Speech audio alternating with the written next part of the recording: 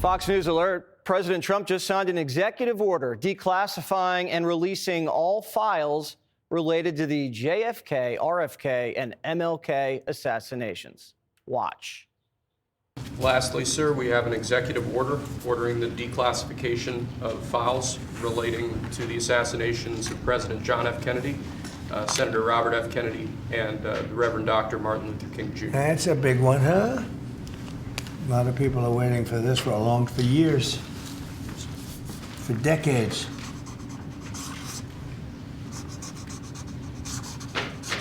And everything will be revealed. Okay? Give that to RFK Jr. Yes, sir. Okay? Only fair that Bobby gets the Sharpie. This order instructs the Director of National Intelligence and the Attorney General to come up with a plan within 15 days for the full and complete release of the JFK files, and 45 days for the release of the RFK and MLK archives. These are tens of thousands of documents that have never been seen before, that have been buried for over 60 years. Primetime will have full coverage on the day they drop. 47 signed a flurry of executive orders this afternoon, and some of them could make you rich. This is the crypto EO. We're going to be forming an internal working group to make America the world capital in crypto under your leadership. Which is really going up, right? Absolutely. All right, David, that's for you. Thanks, sir.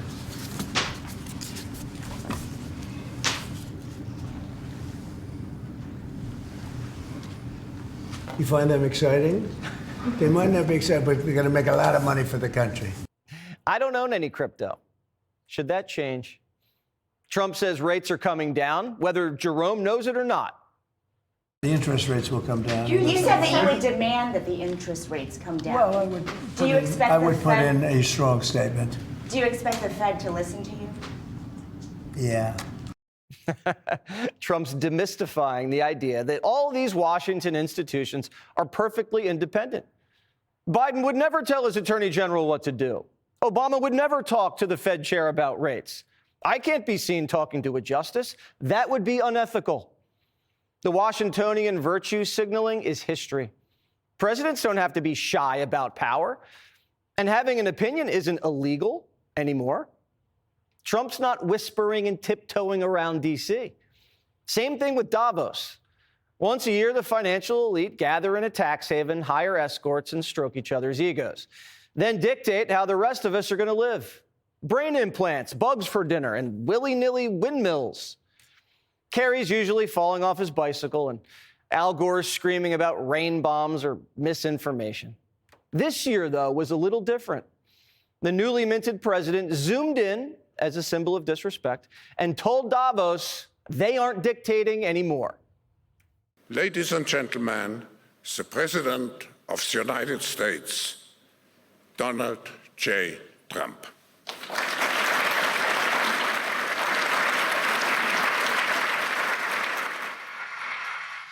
Well, thank you very much, Klaus, and hello to everyone in beautiful Davos.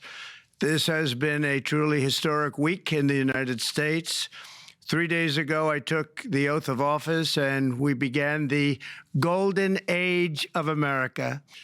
What the world has witnessed in the past 72 hours is nothing less than a revolution of common sense. Our country will soon be stronger, wealthier, and more united than ever before, and the entire planet will be more peaceful and prosperous as a result of this incredible momentum and what we're doing and going to do. Davos didn't usher in a golden age, did it? Davos dictated DEI, mass migration, and attacks on cow flatulence. It isn't about what they want anymore. It's about what we want. And Trump's ripping up their wish list. I terminated the ridiculous and incredibly wasteful Green New Deal. I call it the Green New Scam.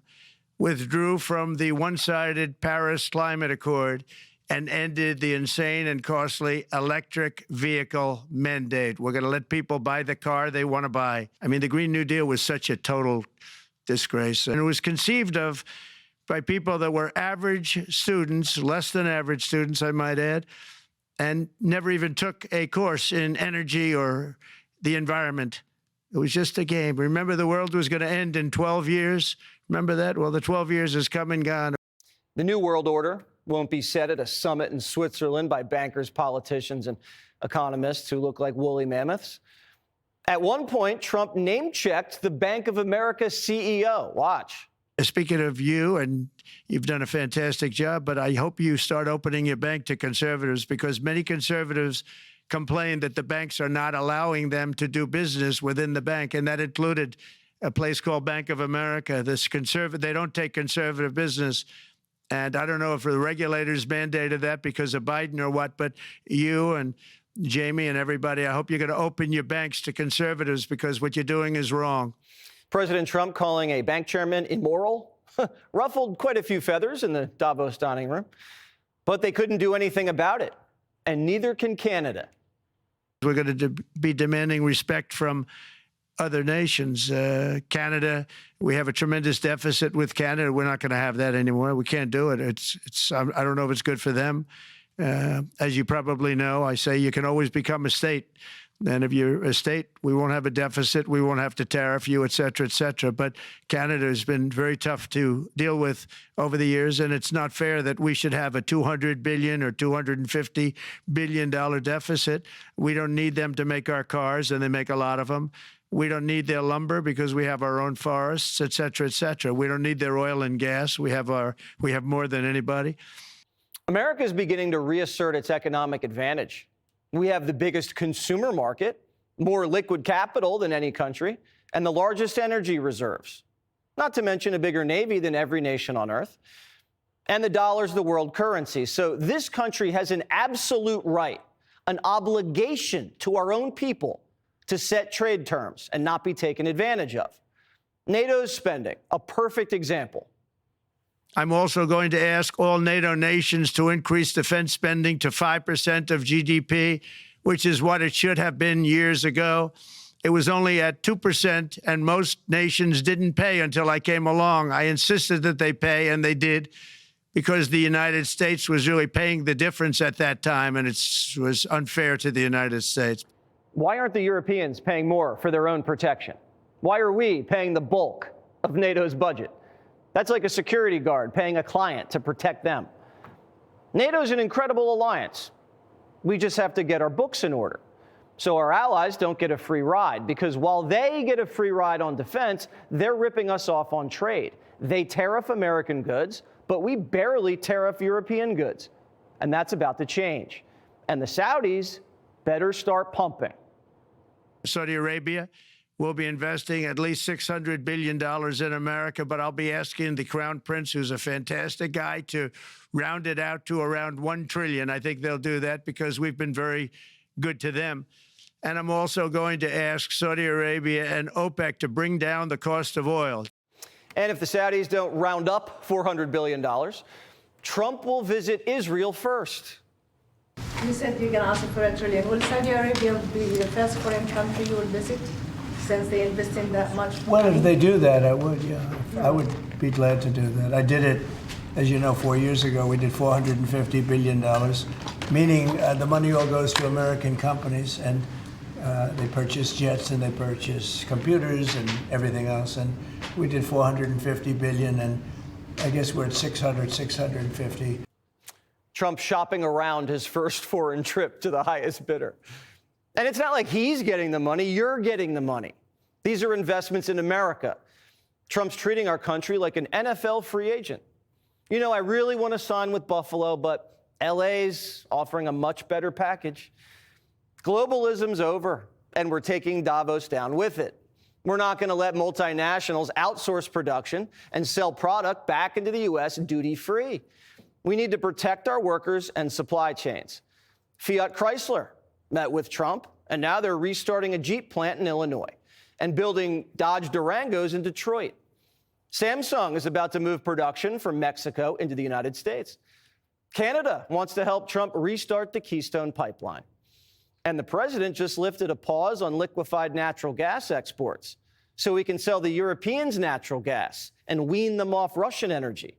which makes our country wealthier, our allies safer, and slows down the Russian war machine, forcing Putin to the negotiating table. And by the way, check your 401k. The S&P 500 just hit a fresh record high. And guess where Marco Rubio's first trip is as Secretary of State? Panama. What a powerful message to send. Things are moving again, and the administration's in the zone. At any point, did you doubt you would be back here? So it's a great question. It's something I don't think about. I never really thought about it. I don't think about, gee, will I be back? I just do it. I get it done. I get things done. I'm good at getting things done. Constitutional scholar Jonathan Turley says Trump's not making surgical strikes, but saturation bombing Washington.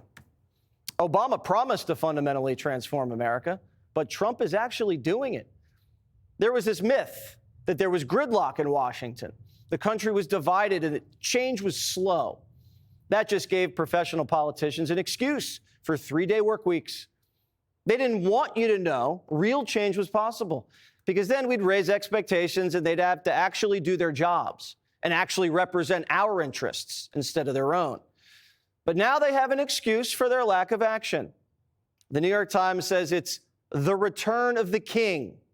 Trump embraces trappings of the throne. The media wants you to think only a tyrant could get things done in D.C. They want you to think what Trump's doing is not in the American tradition. He's a wannabe dictator. No, he's not. Just because he's playing with a sword doesn't make him Napoleon. This is what it looks like when you beat 4 cases, survive 2 assassination attempts, and sweep every battleground. A president with political capital who knows how to use it with gusto and precision. Lawyer Mike Davis told the New York Times, quote, "This election was a referendum on Trump, on MAGA, and on lawfare, and the American people rendered their verdict on November 5th. He earned power, and now he's going to use it like Democrats. Democrat presidents use their power to put foreign nationals on welfare, bribe voters with college loan bailouts, and print money to dish out to donors. Democrats did all of that after their elections. They never campaigned on any of that. They tried to hide it. The difference is Trump's doing exactly what he promised to do, and the voters ratified the mission. We're living in a time of populist rebellion.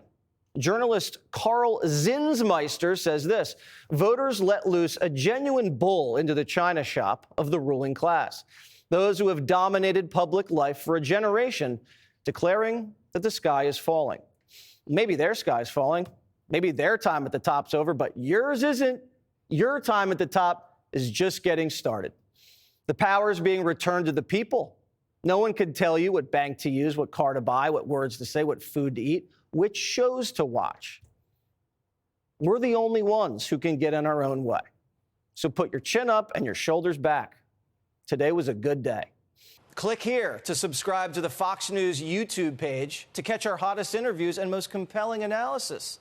You won't get it anywhere else.